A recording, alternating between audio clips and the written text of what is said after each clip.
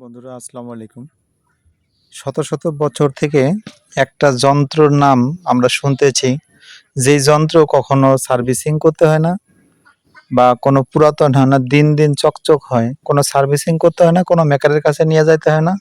একটি যন্ত্র রয়েছে পৃথিবীতে, নট অনলি বাংলাদেশ, বিশ্বের প্রতিটা দেশেই রয়েছে। সেই যন্ত্রটার নাম কি আপনারা জানেন? সেই যন্ত্র দিয়ে সবকিছু করা যায়, মানুষ মারা যায়, সবকিছু, এমন কোনো জিনিস নাই যে সেই যন্ত্রের দ্বারা করা যায় না। সেই যন্ত্র এমন একটা যন্ত্র, মানুষ থেকে শুরু করে সবকিছুকেই ধ্বংস করে দিচ্ছে আমাদের, অথচ তাকে কোনো সার্ভিসিং হয় না, সে কোনো পুরাতন হয় না, নতুন চকচক চকচক চকচকই করতেছে সব সময়। সেই যন্ত্রটার নাম পৃথিবীতে দিয়েছে ষড়যন্ত্র। সেই ষড়যন্ত্রের কোনো সার্ভিসিং করতে হয় না।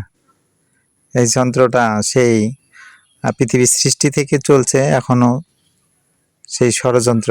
এই যন্ত্র কখনো পুরাতন হবে না। সেই ষড়যন্ত্রের কারণেই কত কিছু ধ্বংস হয়ে যাচ্ছে পৃথিবীতে।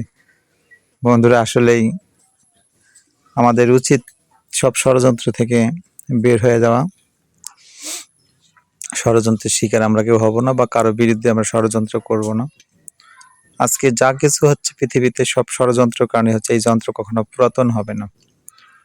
আল্লাহ আপনাদেরকে দেখাচ্ছি আমি একটা পেঁপের গাছ। দেখেন যে আল্লাহ পেঁপে গাছটি কতগুলো পেঁপে হয়েছে, কিন্তু গাছটা চিকন, গোড়াটা অনেক মজবুত। ধন্যবাদ সবাইকে। আল্লাহ হাফেজ।